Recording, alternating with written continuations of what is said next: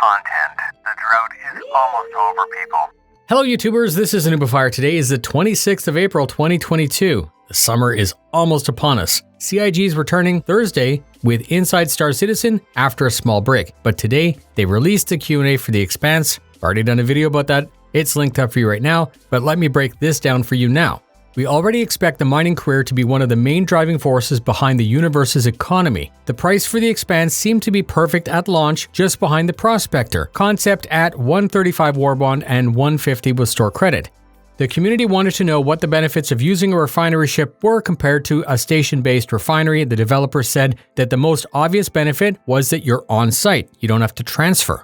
An added benefit would also be that on-ship refining process was planned to take less time than the station because you have full control over the process. They wanted to make this appealing so players would play together. They would choose to do this instead of just transporting it to a station. The community then wanted to know specifically how long it would take to refine using an Expanse compared to the station. The developer said that their aim was for it to be relatively fast as it's a skill-based process. If you know the material that you want to refine and you know the proper process, it should be much faster than the big refineries. Smaller quantities will process quickly with a good turnaround. The community wanted to know if the Expanse would also have safe storage for volatile ore. Would there be a time bonus for Quantanium? The developer said no, that's not going to be a thing. The community wanted to know if the game loop or process would behave like a mini-game. The developers don't like the name mini-game. The mechanic will be a little bit more complex than that. It's not finalized, but they have a very good idea on how it'll play out, and they chose to elaborate.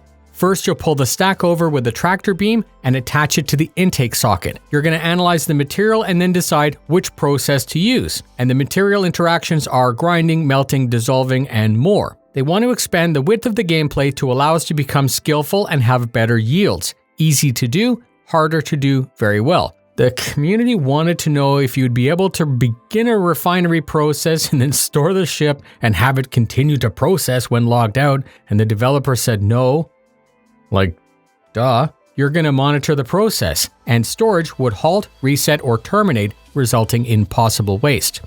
The community wanted to know what type of materials the Expanse could refine. The developers confirmed that every raw, unrefined material would be refinable, all materials, gases, metals, and possibly also transferring gases into fuel. The community wanted to know if the Expanse would be compatible with the Mole, Greycat Rock, and Vulture. They said yes, the vast majority of output from the listed vehicles would be compatible. They don't care where the raw material comes from, the Expanse will process it, except for FPS mining, which is its own little loop. Processing will cost power, but that power can be generated by the Expanse as it operates. The Expanse has better than average armor for its size, but a very weak shield.